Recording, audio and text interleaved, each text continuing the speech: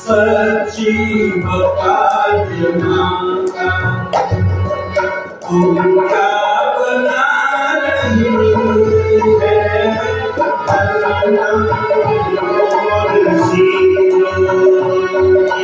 चलती चला रही है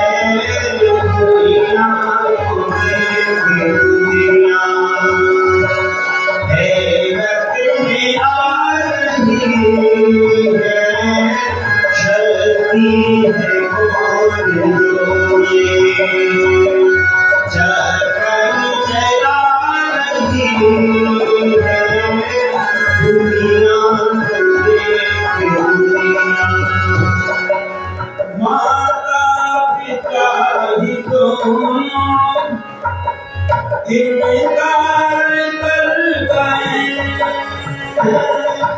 माता पिता ही दोनों इनकार कर गए, दोनों से नारी शक्ति, दोनों से नारी शक्ति रचना रचा रही है दुनिया, दुनिया में आ रही है, चलती है कोई चलकर चला रही है दुनिया, दुनिया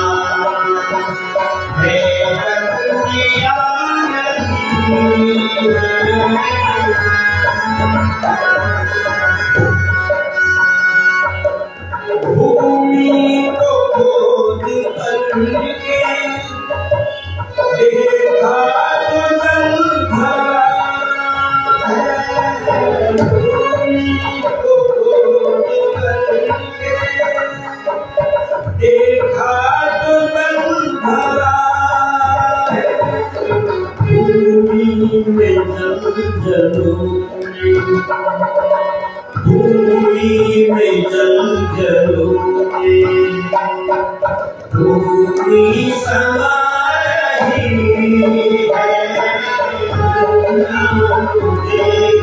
दुनिया में आ रही है, चलती है चलकर चला रही है दुनिया को देख दुनिया, दुनिया रही है शक्ति है कौन सी, चलकर चला रही है दुनिया को देख दुनिया।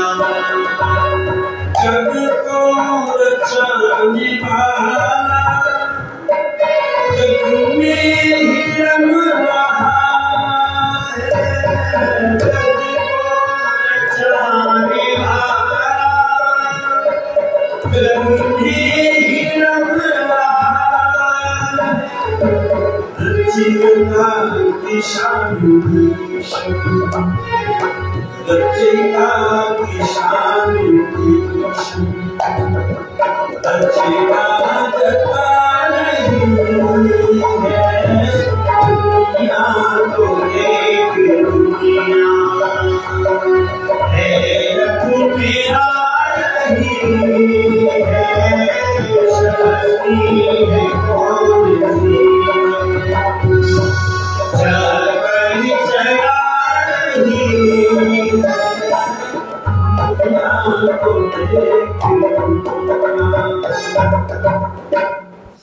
दुनिया को देख दुनिया है। जब इस संसार को देखते हैं और पूछते हैं सूर्य किसने बनाया, ये चंद्रमा किसने बनाया, कौन है इसको बनाने वाला, तो विद्वान कहते हैं, आजकल वैज्ञानिक लोग कहते हैं ये संसार अपने आप बन जाता है, इसको कोई बनाने वाला।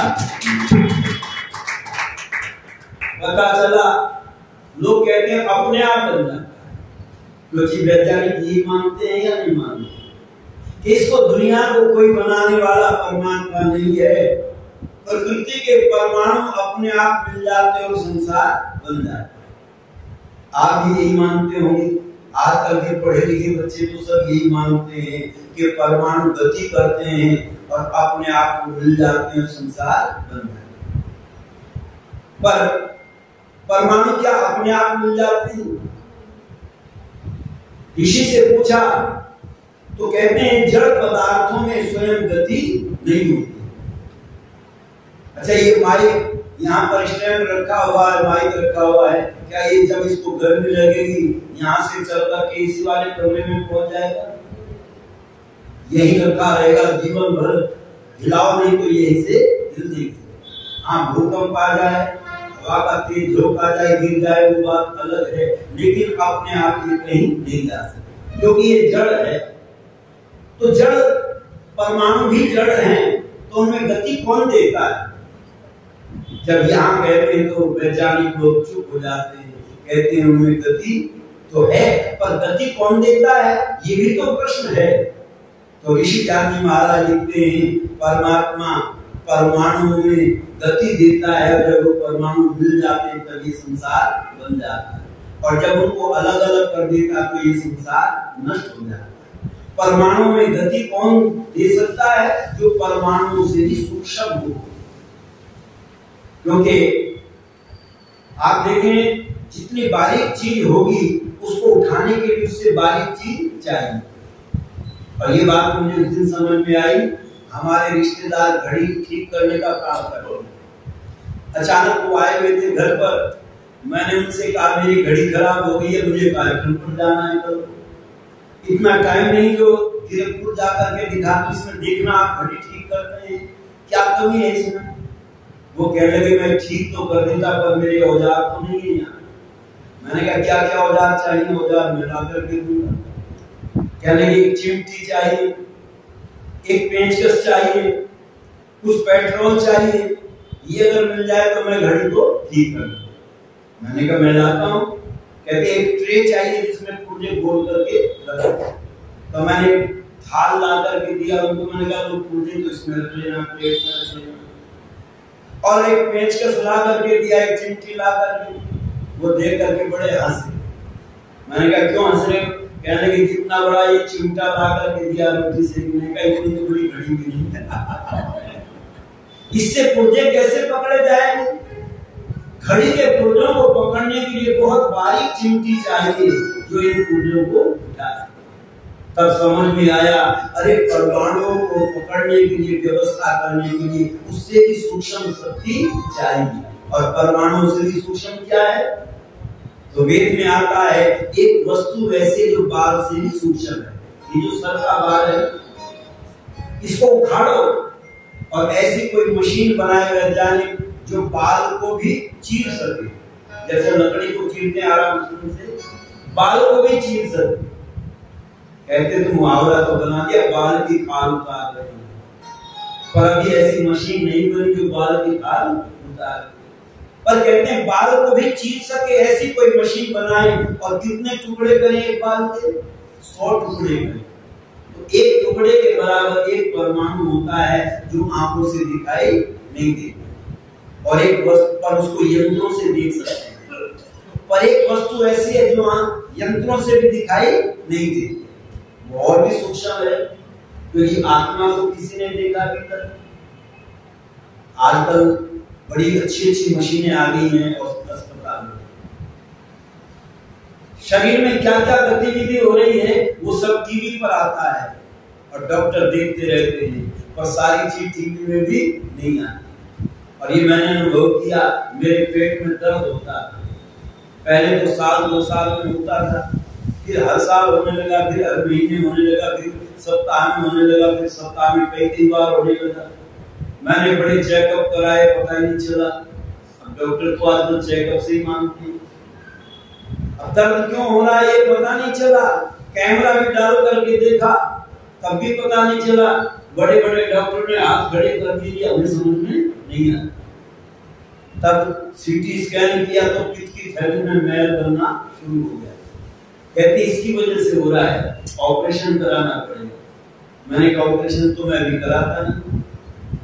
पता चला हम शरीर के एक एक अंग को हम नजर से देख सकते हैं कैमरा डाल करके, और जब नहीं सारी चीजें फिर भी समझ में आ जाए, क्योंकि डॉक्टरों ने देखा आत्मा को। नेताजी अस्पताल में है, सारी चीजें स्क्रीन पर आ रही है, जो जो क्रिया हो रही है शरीर में, और नेताजी निकल करके भाग गए, आत्मा चली गई शरीर को छोड़ करके, और डॉक्टर देखते रहे।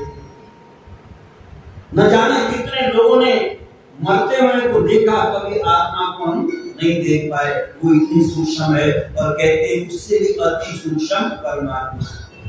जब हम आत्मा को आंखों से नहीं देख पाए तो भला परमात्मा को आंखों से कैसे देख सकते? हाँ, आप मेरी आत्मा को तो नहीं देख रहे, पर मेरी आत्मा के कर्मों को देख रहे। अच्छा, मैं गीत गा रहा हूँ तो आप क्या कहेंगे? ये जीवित है या मरा हुआ कहेंगे? जब तक मैं खा रहा हूँ, बोल रहा हूँ, चल रहा हूँ, क्रिया कर रहा हूँ, तब तक मुझे क्या कहते हैं? ये जीवित है।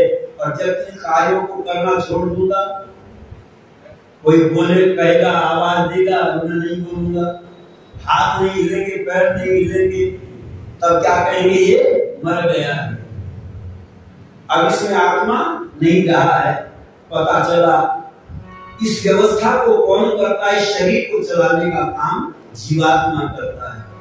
जब तक जीवात्मा इसमें है तब तक गति होती है, और जब आत्मा चला जाता है तो ये कार्य करना छोड़ देता है। तो आप मुझे देख रहे हैं, आत्मा को देख रहे हैं, आत्मा के कार्यों को देख रहे हैं, आत्मा के कार्यों को देख रहे हैं। ऐसे ही तुम परमात्मा को देखना चाहते हो तो उसके कार्यों को देखो। और वेद में इसीलिए कहा गया विष्णु कर्माणि पश्यत। तुम परमात्मा के कार्यों को देखो, और कार्य से ही कर्ता का ज्ञान होता है। आपके लिए कार्य से कर्ता का ज्ञान कैसे होता है? यदि कार्य है तो उसका कोई न कोई करने वाला अवश्य है। अच्छा, ये मकान बना तो ये अपने आप बन गया या किसी ने बनाया? आपको मानना पड़ेगा ये मकान किसी ने बनाया। और जब कारीगर मकान को बनाता है तो एकदम से मकान बनाता है या धीरे धीरे एक एक दीवार बनाता है? एक ईंट के ऊपर दूसरी ईंट रखता है, फिर तीसरी ईंट रखता है, फिर चौथी रखता है, तो मकान दीवार बढ़ती हुई दिखाई देती है। और शाम को मकान का मालिक नाप लेता, इतनी दीवार इसने एक दिन में इतनी दीवार बनाई, मजदूरी उसी हिसाब से देता है। लेकिन परमात्मा के जो कार्य होते हैं वो बाहर से नहीं होते। दीवार को बनाने वाला कारीगर अलग है और दीवार अलग है, पर परमात्मा बाहर से काम नहीं करता, वो अंदर से काम करता है। आपने गमले लगा रखे होंगे घरों में, आप देखना ध्यान से, पत्ते गिन करके सोना लाते कितने पत्ते हैं इसके ऊपर, और लेकिन जब सुबह को उठोगे तो 2 नए पत्ते और दिखाई देंगे छोटे से, क्योंकि ये रात में कोई चिपका करके गया, रात में चिपका करके नहीं गया, वो अंदर से निकले हैं। पता चला उन पत्तों को बनाने वाला कारीगर हमको दिखाई नहीं देता, इसलिए हम कहते हैं ऑटोमेटिक है, अपने आप बन गए। अपने आप नहीं बन रहे, यदि किसी व्यवस्था में है, किसी व्यवस्था से संसार चल रहा है। इसलिए विद्वानों ने लिखा उस परमात्मा की कारीगरी को जरा देखा करो। पहाड़ों पर जाओ, घूमने के लिए जाओ तो देखो कैसी कैसी कारीगरी उस परमात्मा की दिखाई देती है। बाकमाल कैसी बाहरे कमाल कैसी, भगवान तेरी लीला है बेमिसाल कैसी, भगवान तेरी लीला है बेमिसाल कैसी। है बाकमाल कैसी बाहरे कमाल कैसी, भगवान तेरी लीला है बेमिसाल कैसी, भगवान तेरी लीला है बेमिसाल कैसी।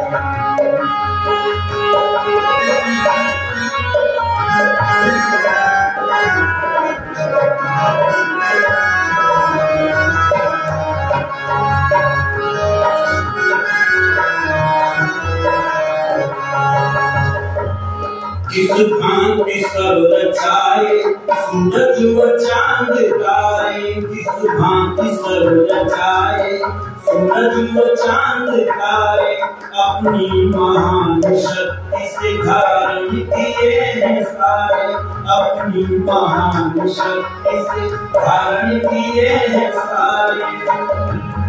दिन रात घूमते हैं, दिन रात घूमते हैं, बाधी है चाल कैसी, भगवान तेरी लीला है बेमिसाल कैसी, भगवान तेरी लीला है बेमिसाल कैसी। है बाकमाल कैसी बाहरे कमाल कैसी, भगवान तेरी लीला है बेमिसाल कैसी, भगवान तेरी लीला है बेमिसाल कैसी। ऊंचे पहाड़ कीड़े दुल्हन से सज रहे हैं, ऊंचे पहाड़ कीड़े दुल्हन से सज रहे हैं, कल कल गूंजती है नदियों से बज रही है, कल कल गूंजती है नदियों से बज रही है। फल फूल से नदी है, फल फूल से नदी है, वृक्षों की डाल कैसी, भगवान तेरी लीला है बेमिसाल कैसी, भगवान तेरी लीला है बेमिसाल कैसी। है बाकमाल कैसी बाहरे कमाल कैसी, भगवान तेरी लीला है बेमिसाल कैसी, भगवान तेरी लीला है बेमिसाल कैसी।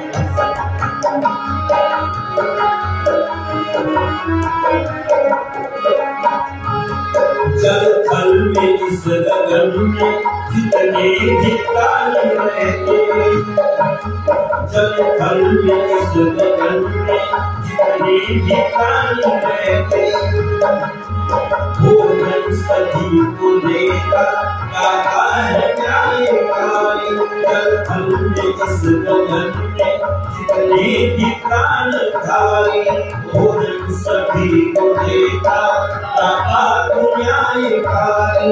बिन आँख हो रही है, बिन आँख हो रही है, ये देख भाग्य कैसी, भगवान तेरी लीला है बेमिसाल कैसी, भगवान तेरी लीला है बेमिसाल कैसी।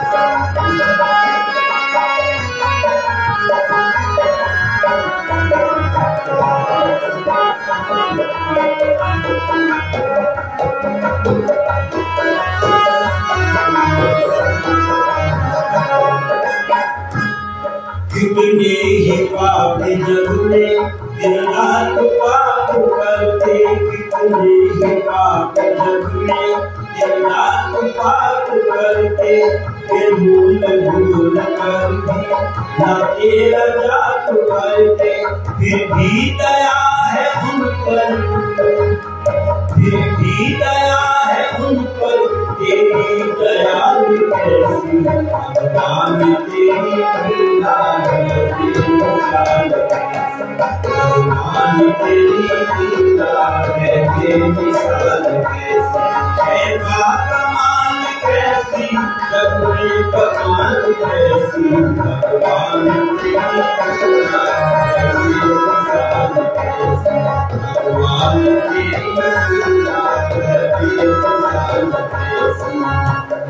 पर मनुष्य संसार को तो देखता है, देख करके कहता परमात्मा ने संसार ढंग का नहीं बना, क्योंकि वो अपनी बुद्धि से सोचता है। हम अपनी बुद्धि के अनुसार परमात्मा के बना के संसार को देखते हैं, पर परमात्मा का एक नाम आता है विश्वंभर। वे सारे विश्व का भरण पोषण करने वाला है, इसलिए सारी चीज तुम्हारे लिए नहीं बनाई, औरों के लिए भी बनाई है। अब मैं सोचने लगूं बाजा मेरे मतलब की चीज है तो बाजे बाजे होने चाहिए और कुछ नहीं होना चाहिए, ऐसा नहीं है। और जो बाजा बजाना नहीं जानता वो कहेंगे बेकार की चीज बना दी मनुष्य ने, इसकी क्या जरूरत थी? अरे तुझे जरूरत नहीं, हमें जरूरत है। ऐसे ही परमात्मा विश्वंभर है, उसने सारे विश्व के प्राणियों के लिए अलग अलग चीजें अलग अलग तरीके से तैयार की है। क्योंकि आप देखना हम भी कभी कभी निराश हो जाते हैं, उदास हो जाते हैं। जब वर्षा होती है ना, गर्मी पड़ती है भयंकर, तो कहते हे भगवान इतनी गर्मी गर्मी गर्मी है, बैठा नहीं जाता, पसीना आता है। अच्छा पसीना आना अच्छा है या बुरा है? पसीना आना भी अच्छा है। डॉक्टरों से पूछो, जब बुखार आता है तब क्या कहते हैं? ये गोली खाना और गोली खा करके पसीना लेना या देना? पसीना निकालना शरीर से, क्योंकि पसीने से अशुद्धि जो शरीर में हो जाती है वो पसीने के द्वारा बाहर निकल जाती है। बीमारी कब होती है? जब घर में गंदगी हो जाती है। हमारा ये शरीर क्या है? घर। जब इसमें गंदगी ज्यादा हो जाती है तब बीमार पड़ने शुरू हो जाते हैं, और पसीने के द्वारा वो गंदगी बाहर निकल जाती है। तो डॉक्टर कहते हैं पसीना निकाला करो, पर हम पसीना नहीं निकालना चाहते, हम तो एसी में बैठना चाहते हैं, पसीना नहीं आना चाहिए।